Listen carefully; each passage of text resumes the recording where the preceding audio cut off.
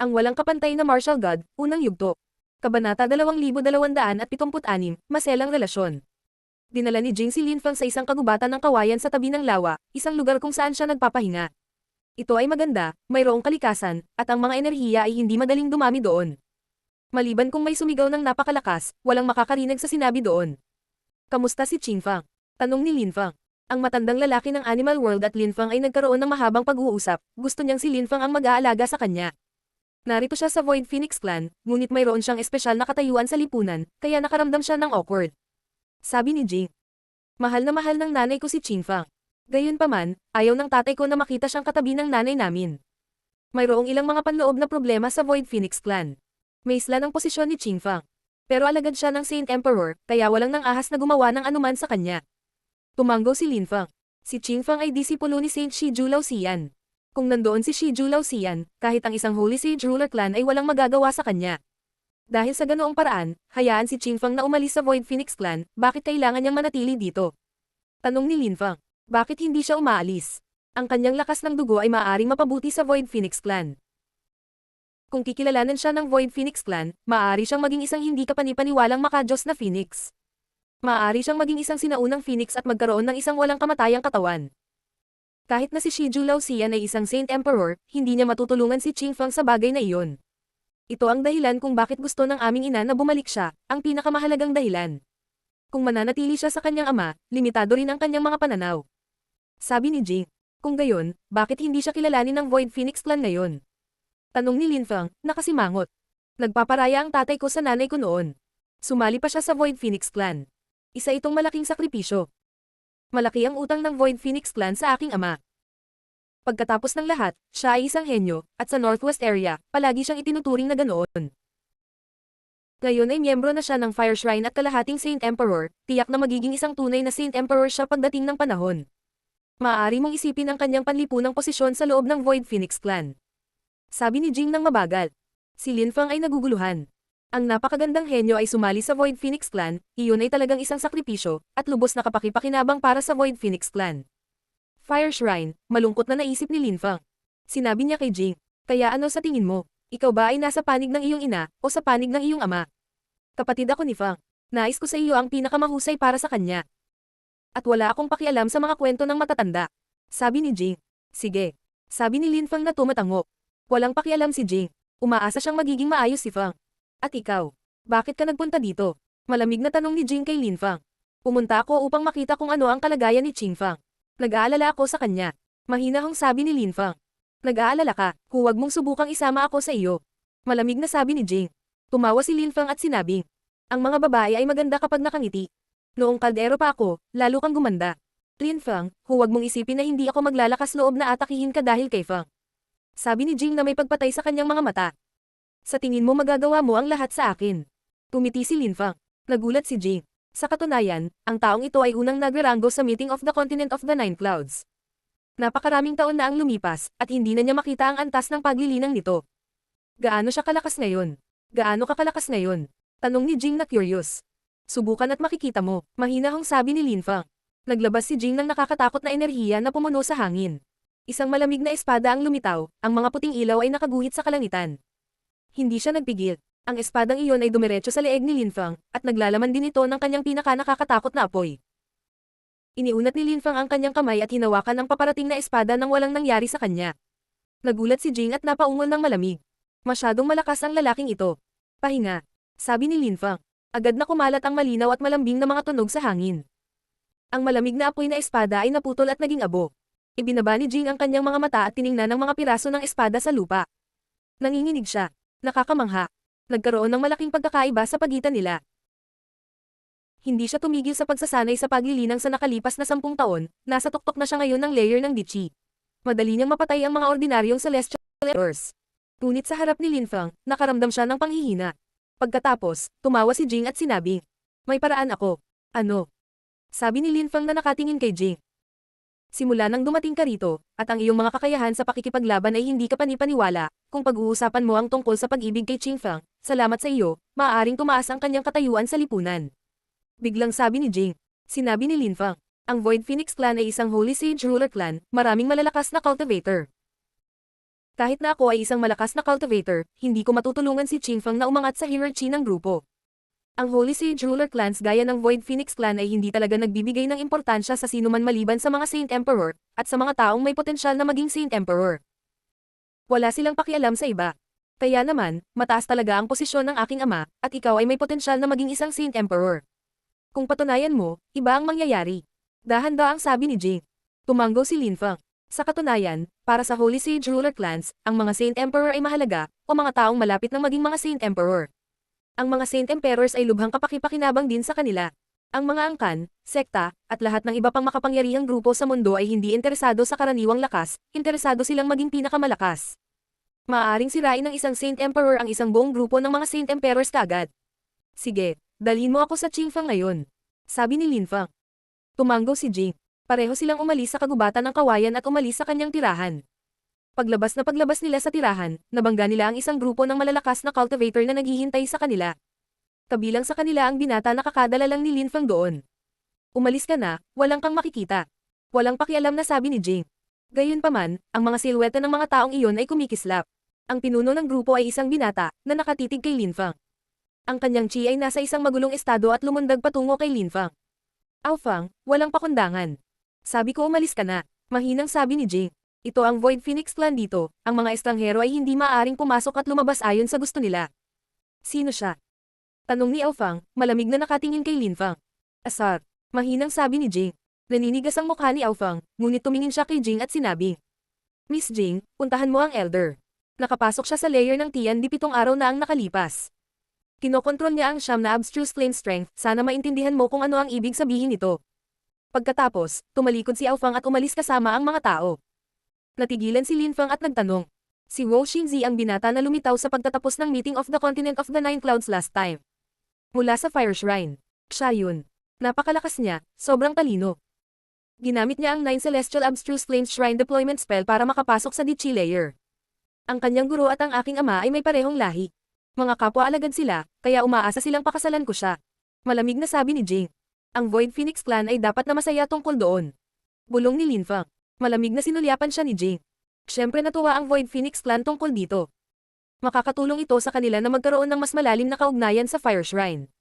Ang mga dambana ay pinakamahalagang grupo sa mundo. Dinala ni Jing si Lin Feng sa ibang palasyo. Nasa loob si Qingfeng. Nang makita niya si Lin Feng, hindi niya ito nakilala, binago niya ang kanyang mukha at ang chi. Qingfeng, ako ito. Sabi ni Lin Feng, binago ang kanyang mukha. Nagsimulang magsalita si Qingfeng ng Lin. Shush! Agad na inilagay ni Lin Feng ang kanyang kamay sa kanyang bibig. Si Qingfeng ay natulala. Tumango siya, ngunit mukhang naalarma. Pupunta ka ba sa Snow Clan? Tanong ni Qingfeng kay Lin Feng. Malapit nang matapos ang 20 taon. Nagkaroon ng kasunduan sina Saint Shiju Lauxian at Lin Feng. Oo, sabi ni Lin Feng na tumango. Sige, ipapaalam ko sa kanya na nandito ka na, sabi ni Qingfeng. Umiling si Lin Feng. Nai-inform ko na siya. Pumunta ako dito para sa'yo. Para sa akin. Kumislap ang mga mata ni Qingfeng.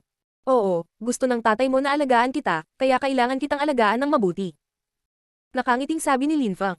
Nag-init ang pisngi niya. Tumingin siya kay Lin Feng, ano ang nangyari sa kanya? Kaya kong alagaan ang sarili ko. Bulong ni Qingfeng. Ngunit siya ay tumingin at tunog masyadong cute. Huwag matigas ang ulo.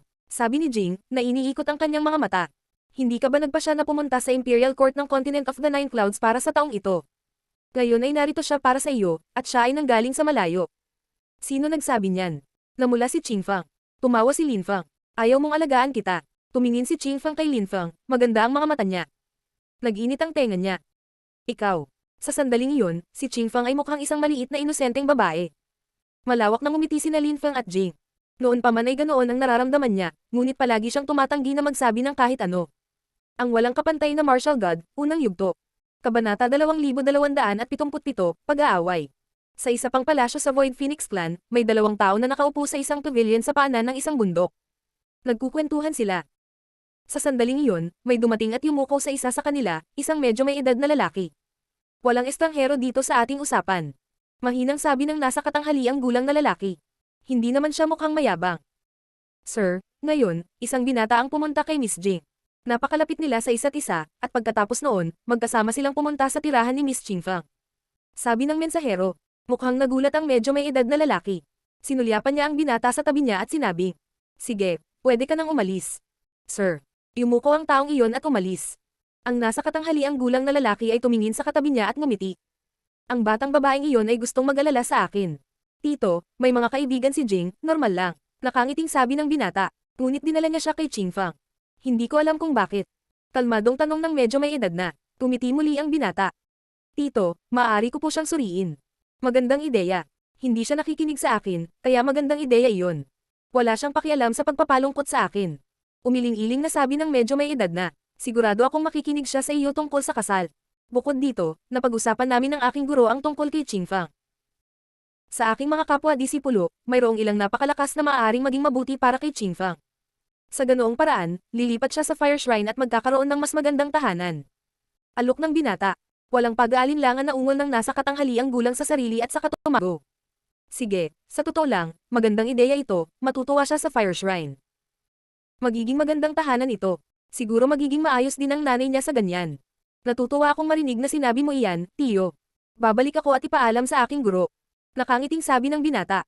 Tumanggo ang nasa katanghaliang lalaki at nakita siyang umalis. Hindi inaasahan ni Linfang na mangyayari ang ganoong bagay. Bukod dito, ang relasyon niya sa Fire Shrine ay nagiging mas komplikado. Sa sandaling iyon, kasama niya sina Jing at Qingfang. Naglalakad sila sa isang malaking kalsada ng Void Phoenix Clan. Papunta na sila para makita ang ina ng mga babae. Naramdaman ni Linfang na may ilang tao na nakatingin sa kanya ng masama sa malayo. Nagtaas siya ng mata at tumingin sa likod. Nakita niya ang isang tao na nakita niya noon. Siyempre, ang taong iyon ay naging mas malakas. Wu Xingzi. Noon, kabilang siya sa 10 malalakas na kabataan ng mga dambana na sumalakay sa kanila sa pagtatapos ng pagpupulong ng kontinente, mula sa Fire Shrine. Nasa tuktok siya ng Wangqi layer noon. Ngayon siya ay isang Celestial Emperor. Kahanga-hanga ang kanyang chi. Nang makita ni Wu Xingzi si Jing, ngumiti siya at sinabi, Jing, saang bloodline siya mula sa Void Phoenix Clan? Hindi siya mula sa Void Phoenix Clan, kaibigan ko siya. Malamig na sagot ni Jing. Hindi niya talaga gusto si Wu Xingzi. Nakikita ko, ako si Wu Xingzi mula sa Fire Shrine. Sabi ni Wu Xingzi, tumanggo kay Linfang. Nagsasanay ako ng kultibasyon sa kanayunan, ako ay walang kwentang tao, sa makatuwid, nahihiya akong ipakilala ang aking sarili sa harap ng isang hindi kapani-paniwalang cultivator na gaya mo, ikaw ay isang henyo mula sa Fire Shrine. Mahinahong sabi ni Linfang. Kakaibang kumikinang ang mga mata ni Wu Xingzi. Tumiti siya at sinabi, masyado kang magalang, kamahalin. Kaibigan ka ni Jing, paano ka magsasanay sa paglilinang sa kanayunan? Tsaka wag kang mahihiya. Hindi ko makita ang antas ng iyong paglilinang, dapat ay napakalakas mo. Iniisip ko kung ang makajos na pangitain ng apoy ay maaaring makakita ng iyong antas ng paglilinang. Ang makajos na pangitain sa apoy ay isang nakakatakot na kapangyarihan na taglay ng Fire Shrine. Nang marinig siya ni Jing, kumunat ang noo niya. Ang ibig ba niyang sabihin ay gusto niyang subukan ang makajos na Fire Vision kay Linfang? Maraming tao ang biglang dumating at nagkukumpulan sa kanila. Lahat sila ay mula sa Void Phoenix Clan. Nang makita nilang si Wu Xingzi mula sa Fire Shrine ay nagalit sa isang binata, natuwa sila. Nais ni Wu Xingzi na magmungkahi ng isang alyansa sa kasal, at magpakasal kay Jing. Ang kanyang layunin ay hindi dalisay at inosente. Bukod sa nakuha si Jing, tinapunan din niya ng matako na mata ang dugo ng Phoenix ng Void Phoenix Clan. Gustong-gusto ng mga tao mula sa Fortune Shrine ang lahat ng uri ng lakas ng apoy. Para sa Void Phoenix Clan, may mga pakinabang din. Ang mapalalim ang kanilang relasyon sa Fire Shrine ay magbibigay daan sa kanila na maging mas makapangyarihan. Ngunit sa sandaling iyon, nakatayo si Jing kasama ang isang estranghero, isang binata, at nabangga nila si Wu Xingzi. Kahit na walang sinabi si Wu Xingzi, siya ay ambisyoso at mapagmataas, kaya nagkaroon siya ng ideya kung ano ang gagawin. Ito ang Void Phoenix Clan at kaibigan ko siya. Malamig na sabi ni Qingfang. Hindi niya alam kung gaano kalakas si Linfang, ngunit narinig niya na ginamit ni Wu Xingzi ang siyam na Abstruse Flames Godly Deployment Spell para makapasok sa Tian Di Layer. Talagang napakalakas niya, umaasa siyang hindi lalaban sa kanya si Linfang. Alam ko, kaya lang, gusto ko lang gamitin ang vision technique ko sa kanya, ayokong masaktan ang kaibigan mo. Mahinahong sabi ni Wu Xingzi, ngunit maaari ba niyang saktan si Linfang kahit na gusto niya? Ikaw. Tumingin si Qingfang sa kanya ng malamig. Tumiti si Wu Xingzi. Miss Qingfang, sa pagkakataong ito, babalik ako at ipapaalam ko sa aking guro ang sitwasyon. At saka, maghahanap kami ng mapapangasawa mo sa mga kapwa ko disipulo. Magiging kapamilya tayong lahat sa ganoong paraan. Magiging hipag ka na sa akin. Nang marinig iyon ni Qingfang, nagulat siya. Hinatak niya ang mahabang mukha, at nagpatuloy si Wu Xingzi. Pipili ako ng isang natatanging binata para sa iyo. Magiging masaya ka at mararamdaman mo ang karangalan na makasama ang isang tulad nito. Ang mga tao mula sa Fire Shrine ay perpektong tugma para sa mga tao ng Void Phoenix Clan. Gayunpaman, isang hakbang pasulong si Linfang at hinawakan ang kamay ni Qingfang. Nanginginig si Qingfang. Napatingin siya kay Linfang. Si Wo Xingzi ay namangha at tumingin kay Linfang ng malamig. Interesting. Akala niya ay dumating si Linfang para kay Jing, at talagang dumating para kay Qingfang. Patawad. Akin si Qingfang. Walang pakialam na sabi ni Linfang. Ang apoy sa mga mata ni Linfang ay naging mas nakakasilaw. Sumimangot si Wo Xingzi, pagkatapos ay ngumiti. Kaya, tingnan natin kung gaano kakalakas. Nandito ako, wala akong tinatago sa iyo. Tumiti si Linfang. Napapaligiran ng walang laman na espasyo sina Qingfang at Jing. Nagulat si Qingfang, hinawakan ni Jing ang kamay niya. Natigilan si Jing. Kung matatalo ni Linfang si Wo Xingzi, ito ay mahusay. Ito ay agad at hindi mapag-aalinlangan ang magtutulak kay Linfang sa isang mas mataas na posisyon sa loob ng Void Phoenix Clan. Ang mga mata ni Wo Xingzi ay puno ng nakakatakot na apoy. Isang karagatan ng apoy ang lumitaw sa paligid niya at ni Linfang. Nagsimulang uminit ang kapaligiran. Gayunpaman, si Linfang ay tahimik na nakatayo roon ng matyaga. Nakatingin lang siya kay Wo Xingzi nang hindi gumagalaw. Umalingaw-ngaw ang apoy at pinalibutan ng lahat. Umatras ang karamihan. Ang nakakatakot na apoy na iyon ay napakainit, maaari itong sumunog sa kanila ng buhay. Si Wo Xingzi ay isang cultivator ng Tian Layer, pagkatapos ng lahat. Gayunpaman, mukhang walang malasakit si Linfang, na parang walang makakaapekto sa kanya. Si Wo Xingzi ay umungol ng malamig. Tumalon siya pasulong, lumitaw ang isang fire mace at humahampas patungo kay Linfang.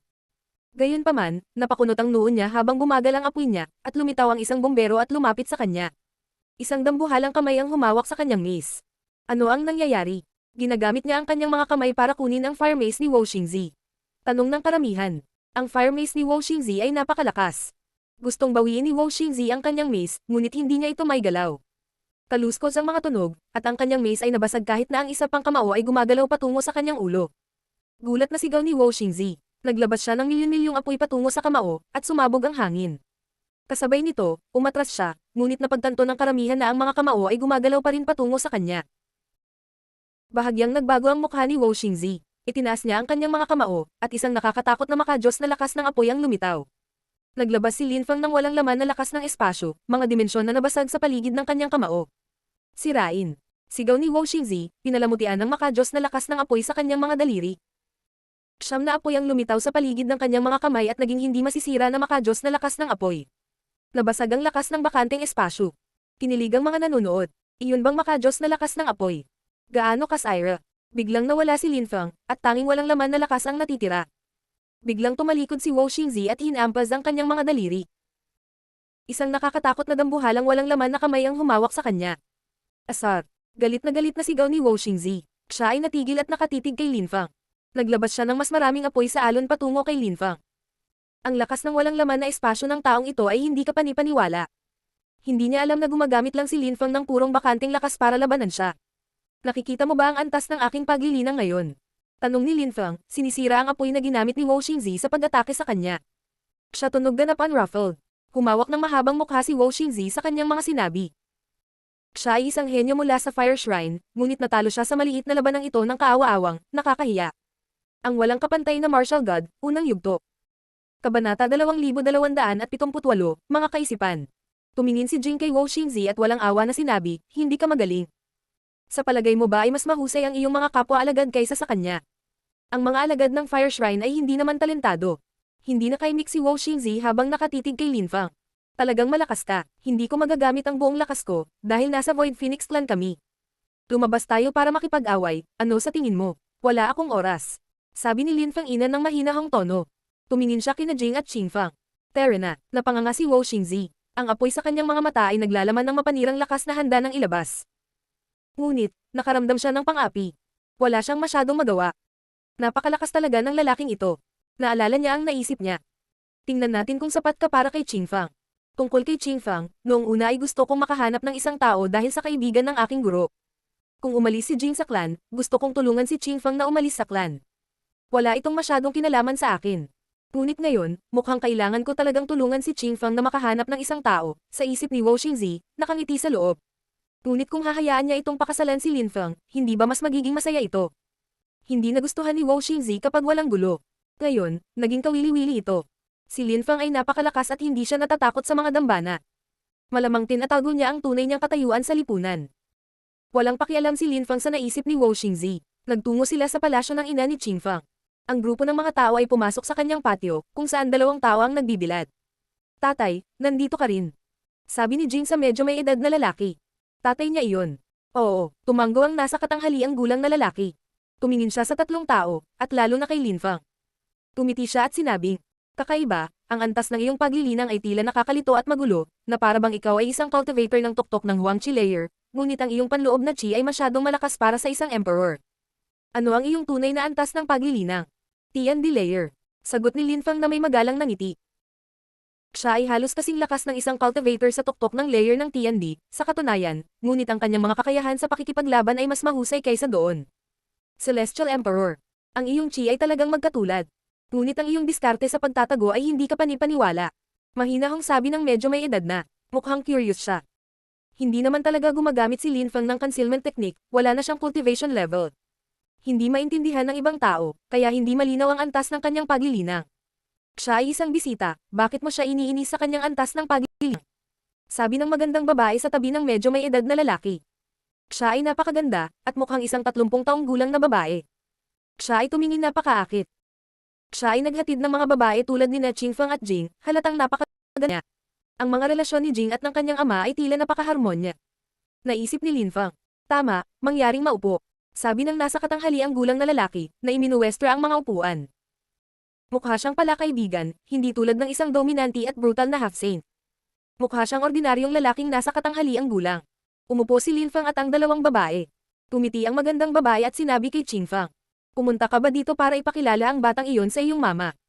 Ang kanyang pangalan ay Feng Ling. Kaibigan ko siya. Bulong ni Qing Feng. Kaibigan lang, sabi ng magandang babae, na nakangiti kay Qing Feng. Ang kanyang mga mata ay kumikislap, gusto niyang malaman kung ano talaga ang iniisip ni Qing Feng. Tumanggo si Qing Feng. Tumawa ang babae at tumingin kay Lin Feng. Good little boy. Hindi naman talaga siya masama. Bata pa siya, wala pang 100 taong gulang, at mukha siyang magaling na cultivator. Feng Lin, saan ang kan ka galing? Nakangiting tanong ng medyo may edad na. Wala akong clan. Nagsasanay ako ng pagtatanim sa kanayunan. Sagot ni Lin Feng. Nasa probinsya. Hindi ka ba sumali sa anumang makapangyarihang grupo? Tanong ng medyo may edad na lalaki. Nagulat siya.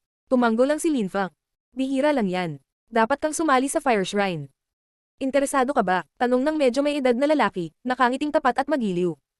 Nagsasanay ako sa paglilinang ng walang laman espasyo. Hindi ko kontrolado ang lakas ng apoy. Ayokong inisin ka, sabi ni Lin Feng, magalang na pagtanggi. Sige. May mga kilala akong tao sa Empty Space Shrine. Pero kung ganoon lang ang inirekomenda ko sa iyo, magdududa sila. Nakangiting sabi ng nasa katanghaliang gulang na lalaki at umiling-iling. Naabot mo na ang ganoong antas ng cultivation na nagsasanay sa ligaw, kung sumali ka sa isang shrine, magkaroon ng isang hindi ka panipaniwalang hinaharap. Maraming salamat, guro, sabi ni Lin Feng, magalang na tumanggo. Mukhang bagay ka para kay Qing Feng, ngunit kamakailan lang, nakausap ko si Wo Xingzi. Ang aking kapwa-disipulo ay umaasa na makahanap ng isang natatanging binata mula sa Fire Shrine para kay Qing Feng. Baka may mahanap siya para sa kanya. Natural na sabi ng middle-aged na lalaki, napatingin din siya sa babaeng katabi niya. Napakunot ang noo ng babae nang marinig iyon. Nangangahulugan ito ng maraming iba't ibang mga bagay. Alam niya kung ano ang ibig sabihin nito, hindi na niya kailangang ipaliwanag. Si Feng Lin ay namumukuntangi, ngunit hindi siya miyembro ng anumang grupo. Mas mainam na magkaroon ng alyansa ng kasal sa isang shrine. Siyempre, lahat ay dumating sa konklusyon na iyon dahil sa kanyang tono ng pananalita, ngunit sa huli natural lang siyang tumanggo na parang walang sinabi. Isa iyon sa mga lakas niya. Hindi siya ang ama ni Qing Feng, pagkatapos ng lahat, hindi siya makapagpasya para sa kanya. Ang kanyang asawa ay kailangang magpasya para kay Qing Feng. Kahit na ang pagpapakasal sa isang tao mula sa isang shrine ay mas mabuti para kay Qing Feng. Tumingin ang babae kay Qing Feng at ngumiti. Qing Feng, pumunta ka para makita ang iyong ina, malamang gusto mo akong kausapin. Sa totoo lang, pumunta ako para makita ka, sabi ni Lin Feng. Tumingon ang babae kay Lin Feng. Nagpatuloy si Lin Feng. Guro, napunta ako sa Void Phoenix Clan dahil kay Qing Feng. Ang babae ay lubos na naunawaan. Hindi na niya kailangan pang sabihin. Tumiti ang babae kay Qing Feng. Kung pumayag si Qing Feng, bilang ina, sumasang-ayon ako. Kung masaya siya, masaya ako. Hinangaan siya ni Lin Feng dahil doon. Mahal na mahal niya ang kanyang anak. Maraming pinagdaanan ng babae sa buhay, napakalakas niya, nasa isang malaking angkan, at marami siyang problema. Ngayon ay umaasa na lamang siya na magiging masaya ang kanyang anak. Wala siyang pakialam sa iba, at kahit nagpahayag na ng opinyon ng asawa niya, hindi ibig sabihin na kaya niyang magpasya mag-isa. Natigilan si Qing Feng. Inangat niya ang ulo niya at nakangiting tumingin sa ina. Ina. Tumiti at tumanggo ang matandang babae. Ina, hindi ka na namin guguluhin. Tumiti si Jing. Pagkatapos ay mabilis na umalis ang tatlo. Tiningnan sila ng babae at ngumiti. Napabuntong hininga ang nasa katabi niyang lalaking nasa edad na. Darling, kahit naiintindihan ko kung bakit ka sumasang-ayon, maaaring hindi sumang-ayon ang Void Phoenix Clan. Hindi nila laruan ang anak ko, sabi ng babae sa nasa katanghaliang gulang na lalaki. Hindi na siya nakangiti. Tumiti ng pilit ang nasa katanghaliang gulang at umiling. Alam mo hindi ko iyon sinasadya. Gusto ko lang maging masaya ka. Hindi talaga gusto ni Jing si Wo Xingzi. Ikaw ang nag-aayos ng lahat. Ngunit si Qing Fang ay walang kinalaman sa iyo, kaya hindi mo kailangang alalahanin. Bro, bakit? Anak ko rin si Jing. Gusto kong maging masaya siya. Ibinigay ni Wo Xingzi ang kahalagahan sa paglilinang at mga tagumpay, ngunit napakatalino niya. Sa hinaharap, magkakaroon siya ng mahalagang posisyon sa isang shrine. Bagay na bagay siya kay Jing. Kung hindi ka masaya, wala kang pakialam sa kapangyarihan at impluensya. Sabi ng kanyang asawa, umiling-iling ang kanyang ulo. Tumayo siya at umalis. Napabuntong hininga ang nasa katanghaliang gulang na lalaki. Ru, hindi ka ba masaya ngayon? Marami akong ginawa para sa iyo, bakit hindi ka masaya? Inangat ng nasa katanghaliang gulang na lalaki ang kanyang ulo at sinundan siya. Ito ang unang pagkakataon na nagkaroon siya ng mga pagdududa tungkol sa kanyang sariling mga pagpipilian. Ang walang kapantay na martial god, unang yugto. Kabanata 2279, pag-unawa sa mga pag-atake. Iba-iba ang pananaw at opinyon ng mga tao. Alam ng ama ni Jing na ang mundo ng paglilinang ay masalimuot at malupit. Kaya naman, umaasa siyang magiging napakalakas ng asawa ni Jing at mapoprotektahan niya ito, para magawa niya ang gusto niya. Nais ng ina ni Jing na mahalin ng kanyang mga anak na babae ang kanilang mga asawa. Hindi niya gusto ang mga alyansa sa kasal at mga ganoong bagay, nakita niyang imoral ang mga ito. Alam niyang maaaring maging malungkot ang isang babae sa buong buhay niya kung hindi niya kasama ang tamang lalaki, kaya umaasa siyang mamahalin ng kanyang mga anak ang kanilang asawa. Wala sa kanilang dalawa ang nagkamali. Gayunpaman, sina Jing at Qing Fang ay katulad ng kanilang ina. Iba ang iniisip ng mga babae at lalaki. Hindi umalis si Lin Fang. Malapit nang matapos ang 20 taon. Kung dumating si Shiju Laoxian, sasabihin niya sa kanya na kailangan niyang maghintay sa Void Phoenix Clan. Si Lin Fang ay nasa kanyang daigdig ng mga espiritu, nakaupong nakakrus ang paa. Pinag-aaralan niya ang lupa at langit. May siyang ideya. Sa di kalayuan, isang gintong lugar ang lumitaw sa hangin. Ito ay tila isang nakasisilaw na hola. Isang karagatan ang lumitaw, at ang mga alon ay gamulong. Magagawa na ngayon ni Lin Fang na matupad ang lahat ng kanyang mga ideya. Binuksan ni Lin Fang ang kanyang mga mata at tiningnan ang kanyang ginawa.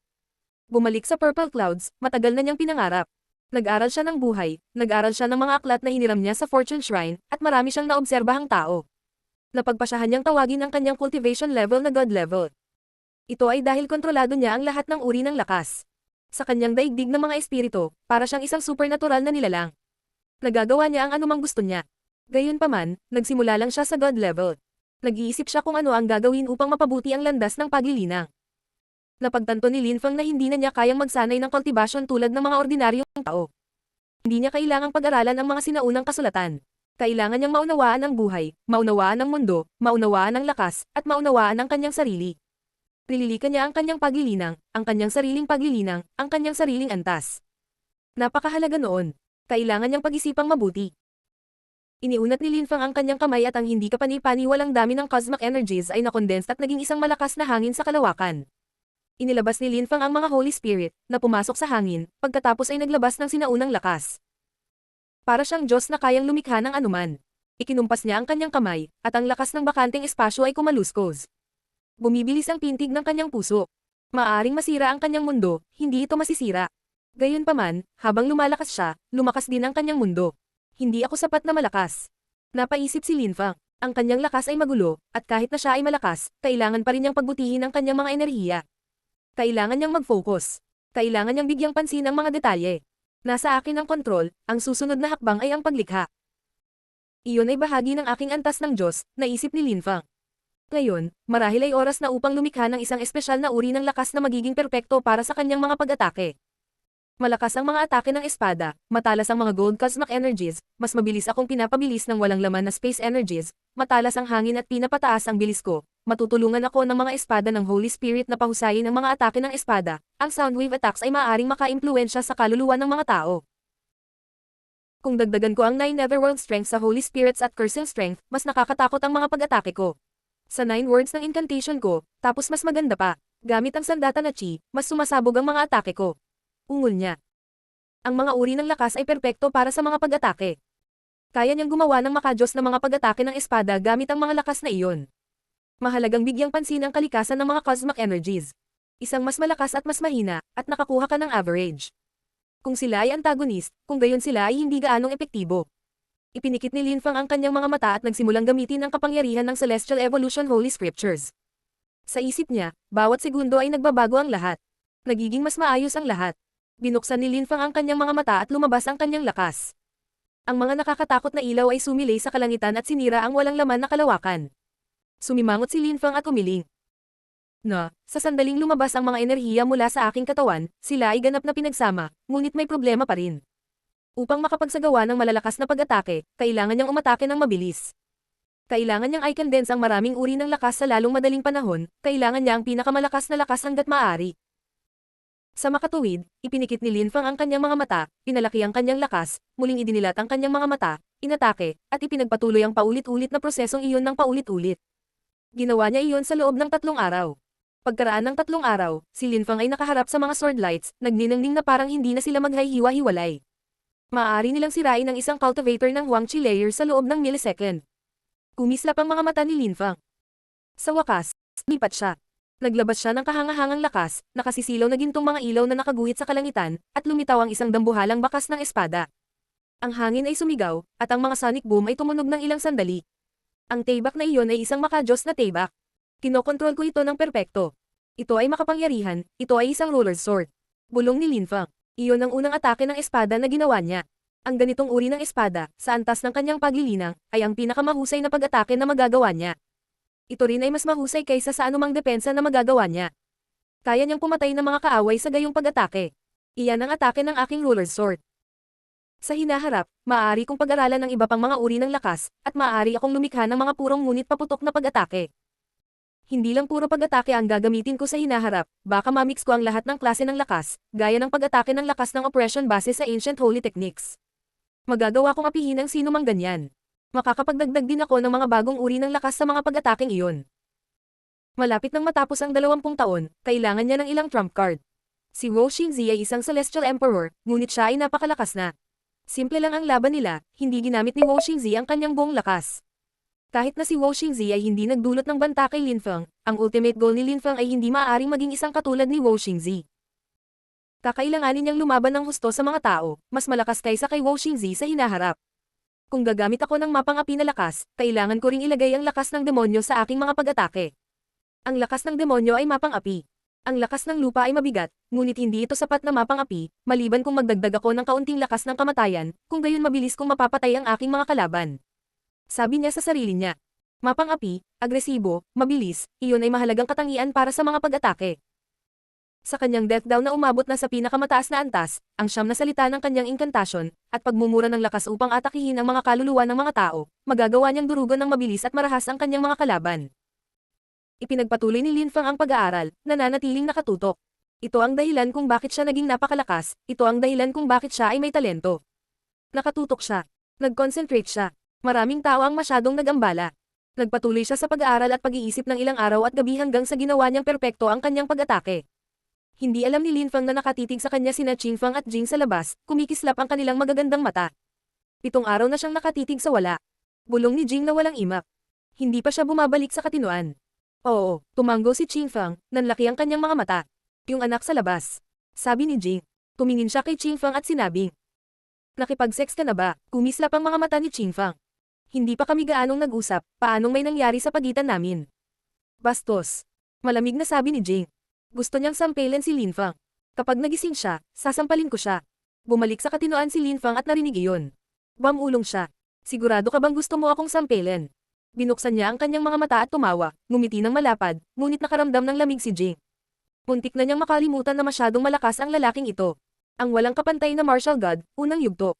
Kabanata 2280, Zhu Jingxiao. Snow Clan, isang kulay pilak puting nyebe na mundo. Sa isang malawak na bukid na nyebe, 2 kabataang nakaupo sa nyebe, nakatingin sa isa't isa. Sa harap nila ay isang tipat. Nakapagtataka, maaari pa rin kumulo ang tubig doon. Jingxiao, maraming taon na ang nakalipas, sana pumunta ka sa Ice and Snow Shrine para mag-aral. Pero palagi kang tumatanggi. Ngayon, malakas ka na, hindi ka na makakatanggi. Nakangiting wika ng nakababata. Tinakpan sila ng mga snowflake. Tumiti si Zhu Jingxiao at sinabing, Dijang, matyaga ka. Napakabait mong kaibigan, sana sabay tayong mag-aral sa Ice and Snow Shrine. Kaya naman matagal ko nang sinusubukan. Pag-isipan mo, 30 taon na tayong magkakilala, sa unang pagkakataon na yayain kita, tumanggi ka, at nagkaroon pa tayo ng matinding away. Sabi ni Dijang, nakangiti ng masigla. Ngayon, pareho na kaming public figure. Nakakatawa ang ating kabataan. Naaalala ko, noon, akala ko matatalo kita, kahit nagaling ka sa isang shrine. Tumawa si Zhu Jingxiao. Hindi rin kita natalo kahit kailan. Natatawang sabi ni Dijang. Humigop siya ng tsa, sinabing. Nakasama ko ang aking pinakamamahal na kapatid na babae. Kung hindi mo tatanungin, magagalit ako. Kamusta si Dichan? Tumisi si Zhu Jingxiao. Palagi kang tumatanggi na sumali sa shrine, sa tingin mo ba masaya siya? Sinabi ni Dijang kay Zhu Jingxiao. Inilibot niya ang kanyang mga mata. Napangiti si Zhu Jingxiao. Maraming taon, naiintindihan mo ako. Wala akong emosyon. Pipigilan ako ng mga emosyon na maging mas malakas na cultivator. Sinabi ni Chan na hindi kanya haadlang na maging mas malakas. Sabi ni Dijang, hindi ka ba nagtitiwala sa kanya? O katulad niya? Huwag mo akong guluhin. Gusto ko rin siya. Alam niya iyon. Sabi ni Zhu Jingxiao. Nang marinig iyon ni Dijang, masaya siyang ngumiti. Napakaraming taon na ang lumipas, hinihintay kong sabihin mo iyon. Tumayo si Zhu Jingxiao. Mahinahon niyang sinabi. Ngayon, may nagpakitang forbidden person. Ang kontinente ng Siyam na ulap ay magbabago. Tumingin si Zhu Jingxiao sa malayo. Nagulat si Dijang. Narinig iyon ng Ice and Snow Shrine, kumusta na siya?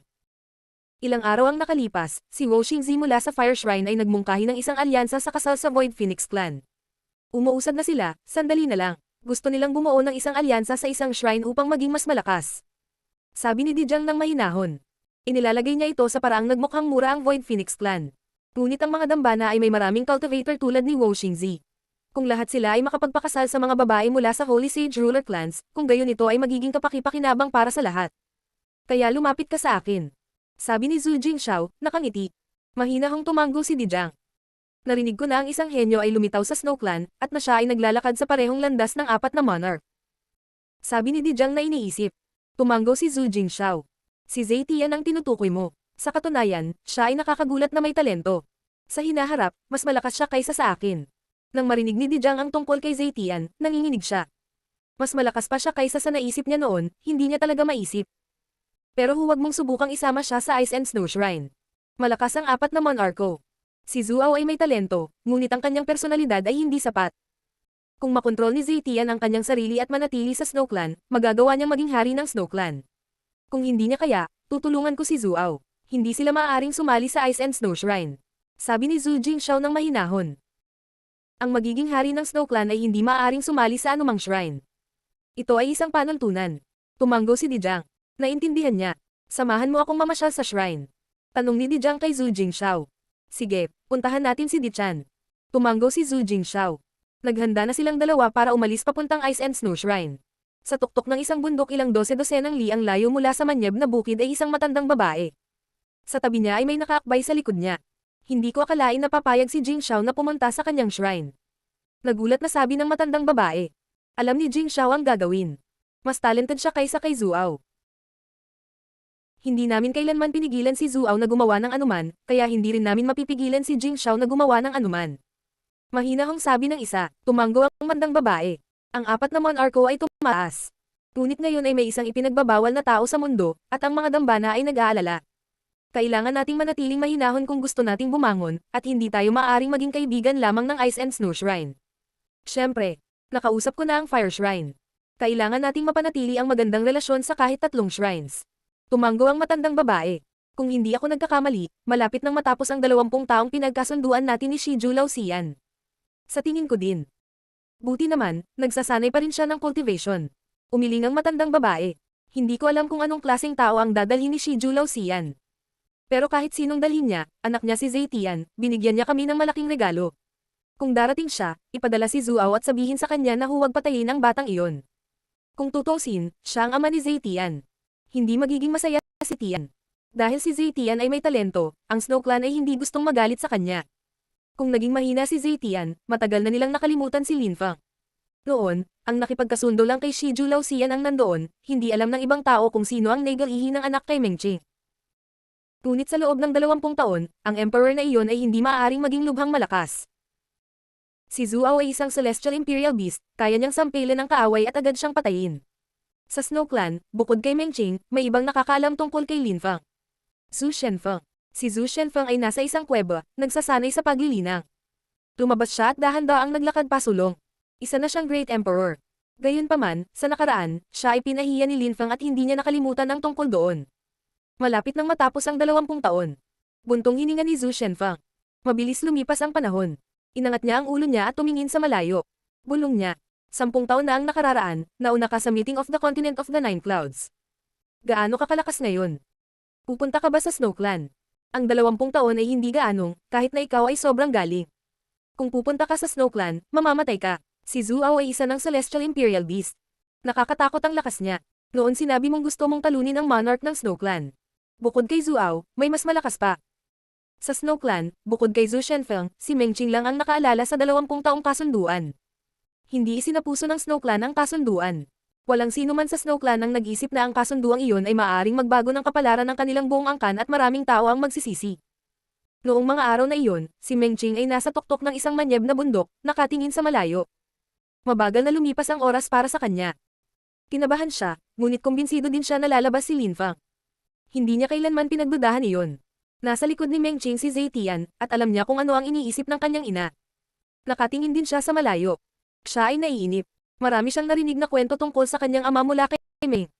Minsan lang niya itong nakita, noong bata pa siya, pero ngayon ay mas matanda na siya. Zetian. Sabi ni Meng Qing. Ina. Si Zetian ay humakbang pasulong at umupo sa tabi ng kanyang ina. Darating na ang tatay mo. Isasama niya tayo. Kung hindi iginagalang ng Snow Clan ang kasunduan, magkakaroon ng malaking conflict sa pagitan ng Snow Clan at ng iyong ama, ano ang gagawin mo? Tanong ni Meng Qing sa kanya. Hindi siya nagulat. Pinag-isipan niya ang isyong iyon. Natalo man ang kanyang ama o hindi, kailangan niyang harapin ang mga ganitong isyu.